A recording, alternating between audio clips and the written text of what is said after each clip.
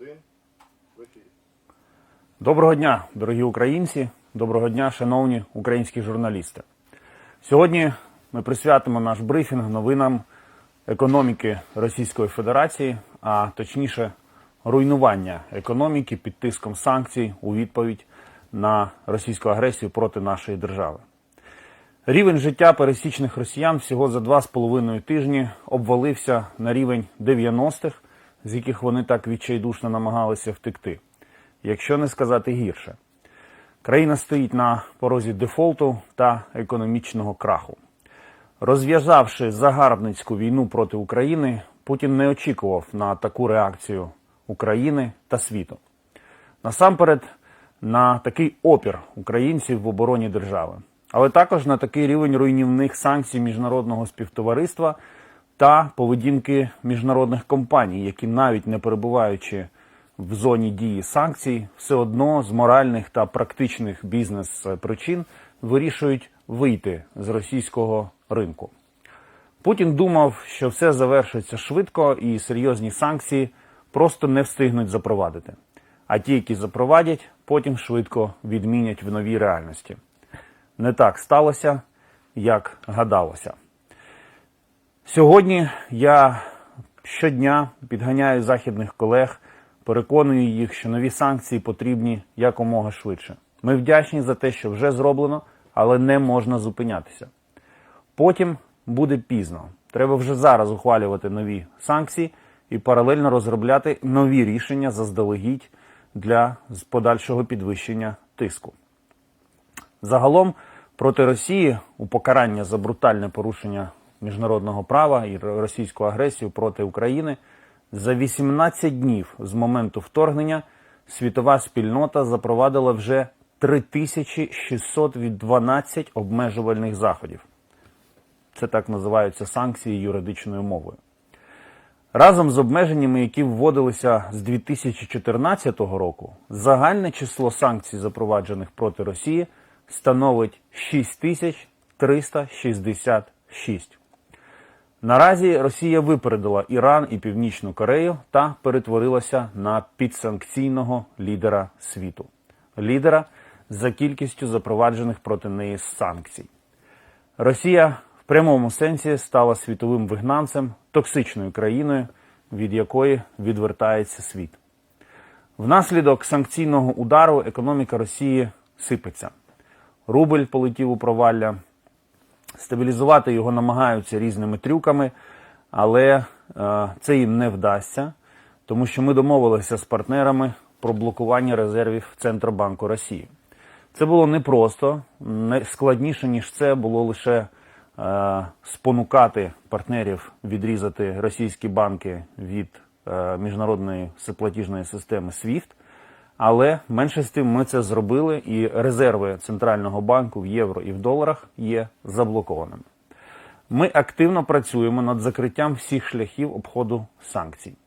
Закриваємо всі лазівки. Працюємо щільно дуже з партнерами нашими в Європейському Союзі, в Сполучених Штатах, у Великій Британії, щоб вони використовували свій вплив, працювали з третіми країнами, через які Росія намагається обійти санкції. Так само працюємо для того, щоб криптовалютний бізнес не став тихою гаванню для російських грошей. Можливість для Росії продавати золото теж заблоковано. Блокуємо їхні спроби вивести гроші в треті країни, перебудувати бізнес-схеми. Наша позиція проста. Якщо перекривати кисень російській економіці, то лише повністю. Це єдиний шлях для припинення агресії з точки зору створення внутрішнього тиску на президента Путіна. Ми не зупиняємося на вже запроваджених санкціях. Допоки під російськими авіабомбами гинуть українські діти, санкцій недостатньо.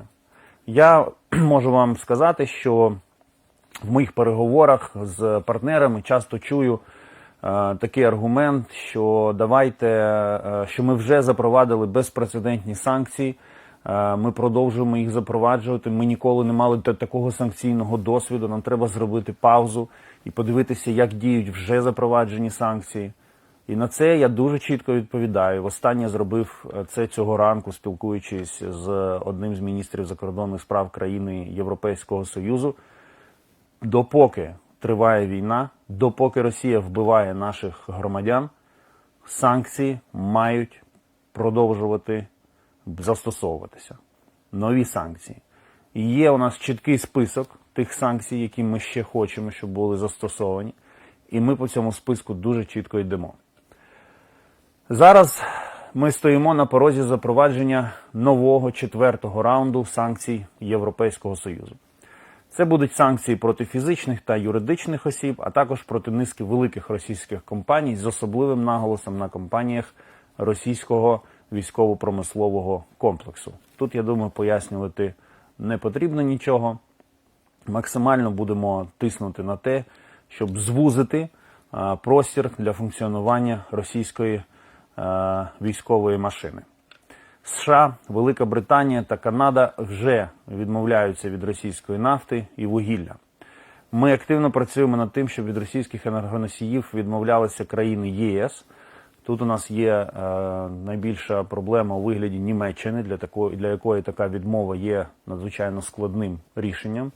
Але із ними ми ведемо роботу і віримо, що зрештою нас почують і будуть знайдені рішення, які і збалансують енергетичний баланс самої Німеччини і при цьому відріжуть Росію від заробляння грошей на постачанні газу та нафти до Європи. Сьогодні російська нафта та газ, а також вугілля просякнуті українською кров'ю. Ми говоримо про це вголос і за зачиненими дверима на переговорах, і публічно в західних ЗМІ. Кожен долар за них – це долар у військову машину Російської Федерації, яка вчиняє воєнні злочини, злочини проти людяності і зруйнувала європейську безпеку. Я ще раз хочу скористатися цією нагодою, щоб виголосити чітку вимогу, чіткий заклик України до компаній та урядів припинити купівлю російської нафти, вугілля та газу. Ми також наполягаємо на закритті світових портів для російських суден, відмову від обробки вантажів, які в портах спрямовуються до Російської Федерації, на відключенні нових банків Росії від системи SWIFT, насамперед Сбербанку Росії. Крім урядів, від роботи з Росією масово відмовляються міжнародні компанії. Ми активно працюємо з ними, проводимо зустрічі з керівниками компаній, стимулюємо розуміння ними тих загроз, які несе робота на російському ринку. І в зв'язку з цим я також хочу окремо подякувати всім українським громадам та активістам за кордоном, які зі своєї ініціативи тиснуть на ці компанії, пояснюють їм, чому працювати в Росії неправильно з усіх точок зору. Ми вам вдячні за ці зусилля, за вашу ініціативу. Не зупиняйтеся. Міжнародний бізнес має йти з Росії як з моральних, так і з прагматичних міркувань. По-перше, робота в Росії – це удар по репутації. Ніхто не хоче асоціюватися з воєнними злочинами. По-друге, російська економіка стрімко наближається до краху. Економічна політика уряду Росії стає все більш непрогнозованою. Компанії намагаються втекти зараз, аби не виймати капітали з-під руїн російської економіки пізніше. І це робити потрібно прямо зараз. Російський уряд вже погрожує націоналізацією, є абсолютно непередбачуваним. Міжнародний капітал має враховувати ці дуже високі ризики і мінімізувати їх. Трохи більше 2 тижнів чи 3 тижні війни, і ви бачите, що Путін фактично зруйнував інвестиційний клімат, бізнес-клімат, репутацію Росії як бізнес-партнера. Станом на сьогоднішній ранок 209 компаній повністю вийшли з російського ринку та припинили взаємодію з російськими партнерами. 378 обмежили роботу частково. Ми цим не задоволені. Ми знаємо ці компанії, знаємо їхні маневри і трюки, намагання в тій чи іншій формі залишитися на ринку російському, і будемо їх дотискати. Перелік, який я надав, це, власне, перелік компаній найбільш відомих, в тому числі світових гігантів, які є системними для російського ринку і виходять з нього, створюючи в ньому величезні діри і проблеми для російських споживачів. Водночас є низка великих компаній, які досі не пішли з Росії. Це торговельні мережі Leroy Merlin, Metro, Auchan, Spar. Автотовари Pirelli та Bridgestone Tire. Готелі Accor та Intercontinental Hotel. В сфері машинобудування це Otis Worldwide, Honeywell, Mohawk Industries, Arconic Cosmetica та супутні товари Oriflame, Kimberly-Clark, Coty, Retail Eco, Salvatore Ferragamo, Philip Morris. В харчовій промисловості це ресторани Papa John's і Kellogg. Медицина Bayer. Банки Raiffeisen, OTP Bank, Citigroup, Societe Generale, Unicredit, Intesa Sanpaolo. Я ще раз закликаю їх залишити російський ринок якнайшвидше. А решту урядів та споживачів бойкотувати ці компанії, поки вони не припинять роботу в Росії. Росію потрібно зупинити зараз усіма доступними засобами. І поки українці зупиняють Росію ціною своєї крові, ціною страждань і ціною зруйнованих міст, найменше, що може зробити бізнес, це вийти з російського ринку і таким чином допомогти нам зупинити машину російської агресії. Внаслідок російського економічного краху курс гривні до рубля зміцнився в 1,5 рази. Знецінення рубля призвело до того, що середня зарплата в Росії зараз складає орієнтовно $350 на місяць. Коли рубль досягне позначки в 200 за долар, вона складатиме $270 на місяць. Водночас середня зарплата в Україні сьогодні орієнтовно $500 на місяць, і гривня не демонструє ознак радикального падіння. Таким чином, вже невдовзі українці житимуть в 2 рази заможніше росіян. Все це наслідки катастрофічного, безглуздого рішення Путіна про вторгнення в Україну.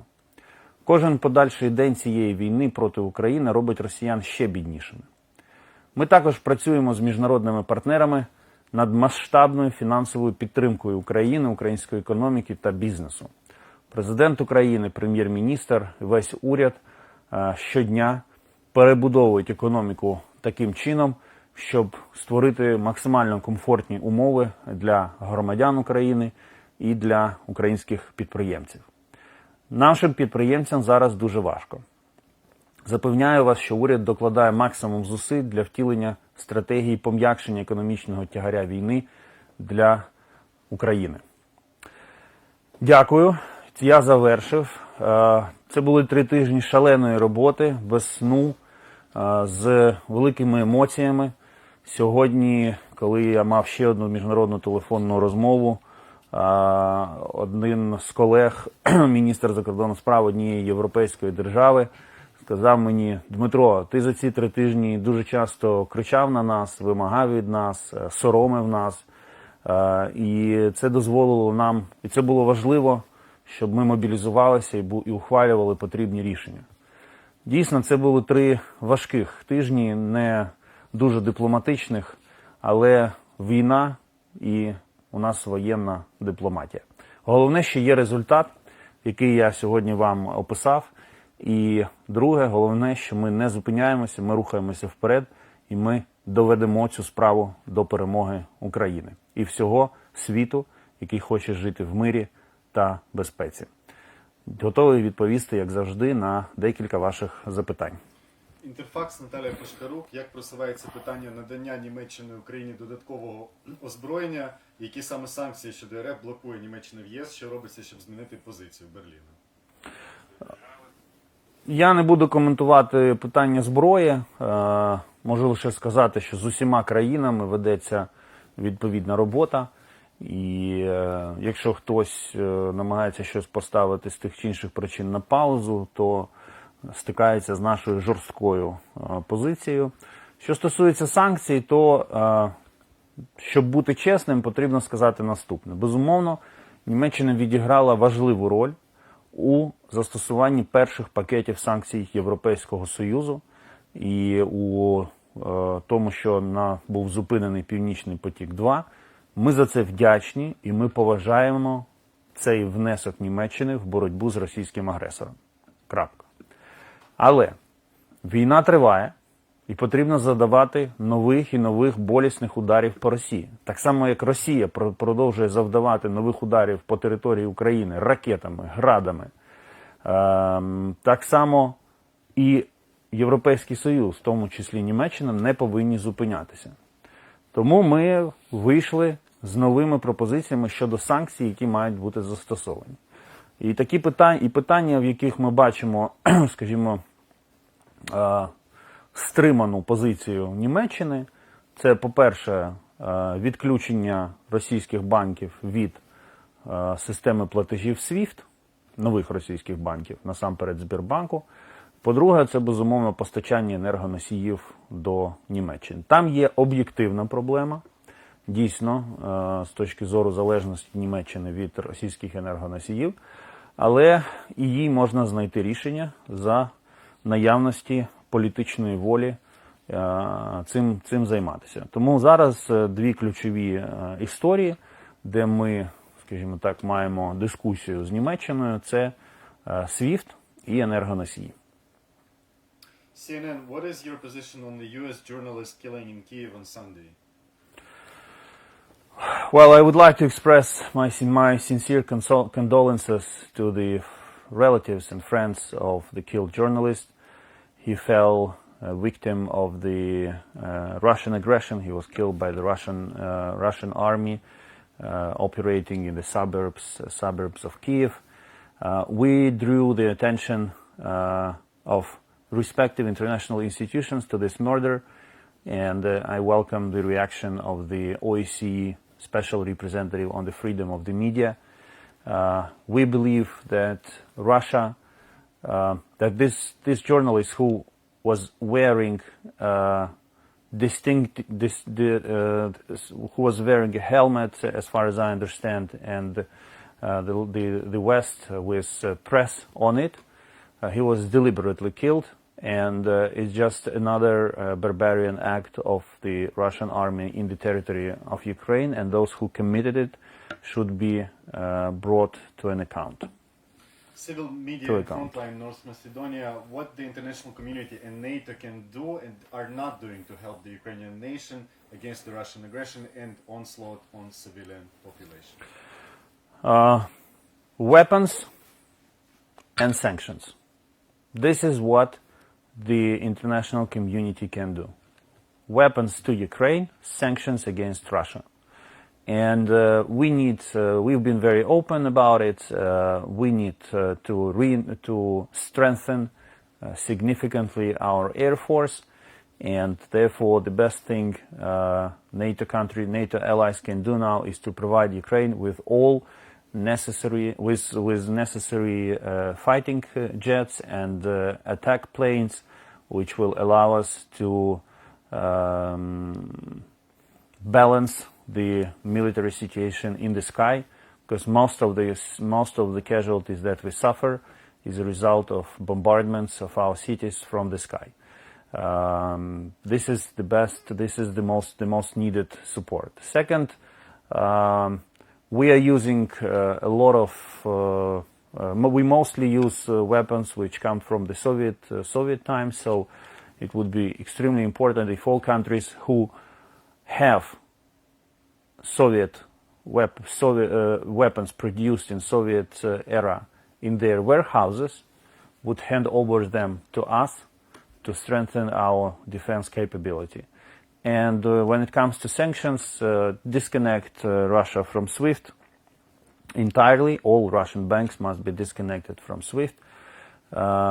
Stop processing Russian cargoes in ports. Impose full ban on oil and gas and coal from Russia. And there are some other things which could be done, especially to impose further restrictions on the financial system of Russia. And the last important element, we expect we do this work, but we also expect our partners to work with third countries who may become a safe haven for Russian money and a channel of bypassing sanctions.